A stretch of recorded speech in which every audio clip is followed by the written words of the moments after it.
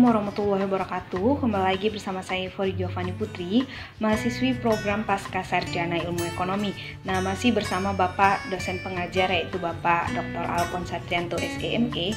Kita akan melakukan pengolahan data menggunakan eFuse, yakni mengenai ARDL. Nah, apa sih ARDL itu? ARDL merupakan Auto Regressive Distributed Lake yang diperkenalkan oleh Pasaran dan SIN pada tahun 1997 dengan pendekatan kointegrasi.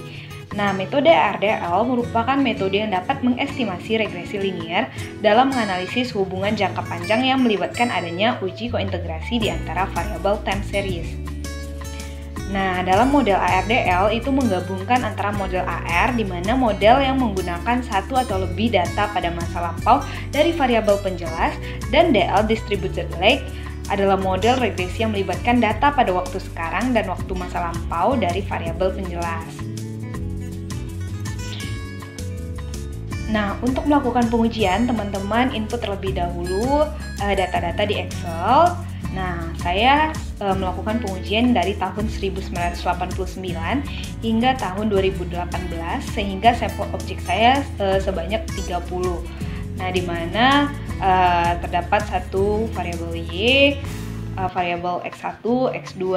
Nah, teman-teman bisa copy terlebih dahulu untuk kita masukkan ke dalam eFuse. Nah, setelah teman-teman membuka eFuse, teman-teman pilih File, kemudian pilih New, kemudian pilih Work File, Ctrl New. Nah, di sini teman-teman masukkan data tahun pengujian 1989 hingga tahun 2018. Nah, kenapa kita menggunakan struktur type-nya itu data? Karena data kita berupa time series. Nah, klik OK. Nah, kemudian input pilih Quick, MC Group. Nah, seperti ini, kemudian bisa di control paste yang telah kita copy tadi. Nah, seperti ini, teman-teman bisa cek kembali apakah data sudah dapat diuji atau belum. Tidak ada kesalahan data. Nah, teman-teman close, kemudian delete dulu. Nah, sebelum melakukan pengujian ARDL, teman-teman bisa cek stasionaritas dari masing-masing variabel. Nah, yang pertama kita cek di X1. Nah, open, kemudian pilih view, kemudian lihat di unit row test. Nah, di tingkat level pertama kita coba dengan test type-nya itu ADF. Klik OK, ternyata untuk variabel X1 itu probabilitasnya itu besar daripada 0,05 yang artinya tidak stasioner di tingkat level. Nah, kemudian pilih view lagi untuk menguji ulang hingga stasioner. Pilih di unit row test, kemudian pilih di first difference. Klik OK.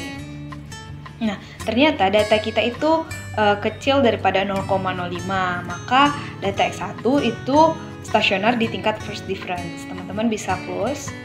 Kemudian pilih di X2, data X2, klik kanan open. Kemudian cek lagi datanya di akar unit. Review, kemudian unit row test, kemudian pilih di level.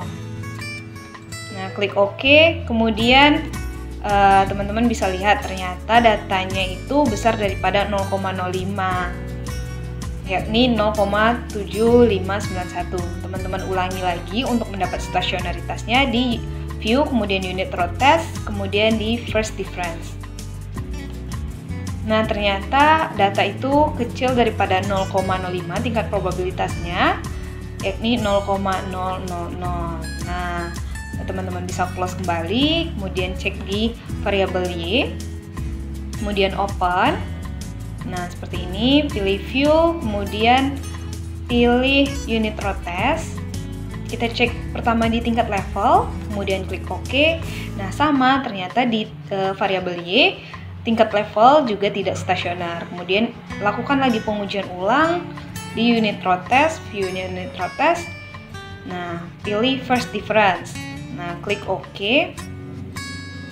Nah, ternyata di first difference itu variabel Y juga kecil daripada 0,05, yakni 0,00. Nah, teman-teman bisa close kembali. Nah, ternyata semua data kita itu stasioner di tingkat first difference. Nah, untuk melakukan pengujian ARDL, pertama-tama teman-teman blok terlebih dahulu, atau bisa teman-teman estimate melalui Quick. Nah, saya menggunakan blok, kemudian klik kanan, pilih open as equation. Nah, karena di sini masih ls, maka kita ganti menjadi ARDL.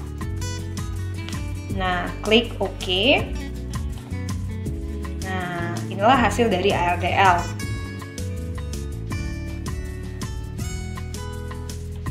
Nah, untuk melihat like-nya itu, teman-teman bisa pilih view, kemudian pilih di model selection summary. Nah, seperti ini, pilih kriteria gap. Nah, inilah like yang teman-teman bisa lihat dari ARDL-nya. Nah, kemudian kita lanjutkan untuk melihat jangka panjang dan jangka pendek dengan memilih view, kemudian koefisien diagnostik, kemudian co-integration and long run form. Nah, klik OK. Nah, seperti ini. Nah, muncullah data RDL dari kointegrasi dan jangka panjang. Nah, di atas ini merupakan jangka pendek dari variabelnya dan ada kointegrasinya. Nah, di sini juga sudah ada ECT-nya. Nah, ternyata dari hasil ini yang berpengaruh hanya di variabel X1, yakni kecil dari ternyata dari variabel ini tidak ada yang berpengaruh. Nah, kemudian di jangka panjang kita lihat ternyata yang berpengaruh itu variabel X1. Nah, dari cointeg ini karena bernilai negatif dan kecil daripada 0,05, maka ECT kita itu dapat diterima. Nah, kemudian untuk melihat batas bawah dan batas atas, teman-teman pilih view, kemudian pilih koefisien diagnostik, kemudian pilih bound test. Nah, inilah batas dari atas dan bawah dari pengujian kita. Nah, untuk selanjutnya teman-teman bisa lakukan pengujian uji asumsi klasik. Sama seperti pengujian biasa, teman-teman pilih koefisien, teman-teman bisa pilih residual diagnostik, melihat normalitas tesnya. Nah, di mana dari hasil ini, hasil normalitasnya itu probabilitas besar daripada 0,05, maka data kita itu normal. Nah, kemudian pilih kembali view untuk melihat heteroskedastisitas, pilih residual diagnostik, pilih heteroskedastisitas. Nah, teman-teman bisa pilih salah satu tipe pengujian. Biasanya saya menggunakan Gleitzer. Kemudian klik OK. Nah, dari hasilnya ternyata probabilitasnya itu besar daripada 0,05, maka tidak terjadi heteroskedastisitas. Nah, kemudian untuk melihat autokorelasi, teman-teman bisa pilih residual diagnostik dari view, residual diagnostik, kemudian serial correction LM test. Nah, klik OK. Nah, dari hasilnya ternyata F statistiknya juga besar daripada 0,05, berarti data kita dalam keadaan baik.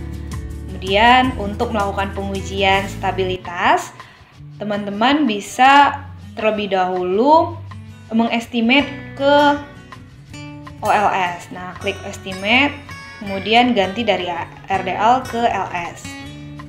Nah, ternyata sudah terbentuk variabelnya. Nah, ini sih bisa dipindahkan ke depan seperti ini, kemudian klik OK. Nah, inilah hasil dari regresinya, dan teman-teman itu bisa lihat apakah data kita itu melewati batas atas atau batas bawah. Pilih view, kemudian pilih stabilitas diagnostik, kemudian recursive estimate LS only, pilih Q-sum test. Nah, klik OK. Ternyata data kita yang di garis biru ini tidak melebihi batas bawah dan batas atas. Nah, teman-teman juga bisa lihat di Q-sum satu lagi, pilih view, kemudian pilih stabilitas diagnostik, kemudian pilih recursive estimate OLS only, kemudian pilih di Q-sum of square test. Nah, sama seperti sebelumnya, data kita itu tidak melewati batas yang merah, yaitu batas atas dan batas bawah. Nah, ternyata data kita itu baik dalam pengujian. Nah, teman-teman bisa mengembalikan kembali ke variabel OLS-nya. Seperti ini. Pengembalian itu di estimate ya.